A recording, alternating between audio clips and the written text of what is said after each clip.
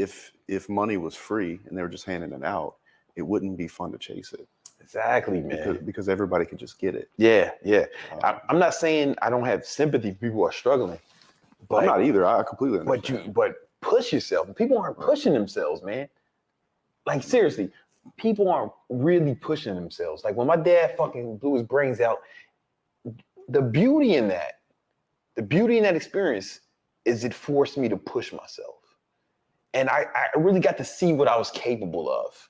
I got a glimpse of what I could do. Another fucking level that I didn't know existed in myself. And something I never thought about. And that tragedy, there was beauty in that. Because one, I became a man. That was the moment I became a man, you know? And it was this opportunity to become a man. Because you actually took it and spun it to a positive. I'm glad you used that word, opportunity. Excuse me.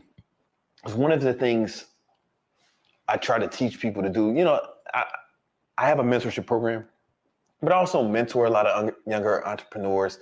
Like on the side, they come, like I'm like the big bro to a lot of guys. They come to me for advice, and one thing I've been talking to them about lately is when things go bad, you want to look at it as an opportunity, and not in a how do I make the best out of this? Not necessarily that, because sometimes it just sucks. Yeah. But imagine, it's like, let's say your plane gets delayed, just anything, right? And it's like, okay, instead of getting mad, I like to look at people and see them panicking and acting crazy. And I look at it like, okay, this is a good opportunity for me to all these deep things. work. Yeah. But no, you're looking at it differently. And what you're saying is right. Oh, what can I do to make this the best out of this?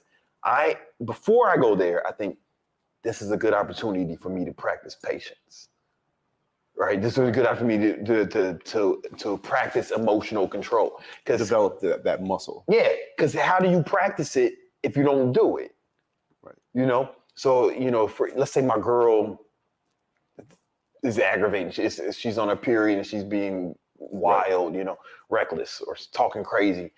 And instead of like flipping out on her or yelling back, this is a good opportunity for me to practice calm. To practice keeping my cool. Because I really value keeping my cool and not flipping out and shit. Or any attribute, anything that happens.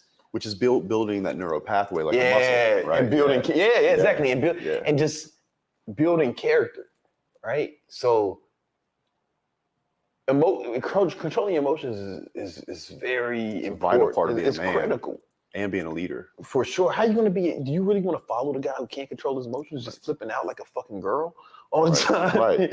Or like a child? Exactly. That's literal child shit. That's in work and in a relationship. Yeah. And in a relationship. Because if she can't trust you to be the mountain that her emotional waves crash into, then what are you, like, because women are emotional. Yeah. And if you can't be that stable point, that structure, then she can't trust you. Yeah, you don't get mad at her about it. Yeah. Like you don't want her to be a fucking dude. Or if she's sitting next to you when that flight gets delayed.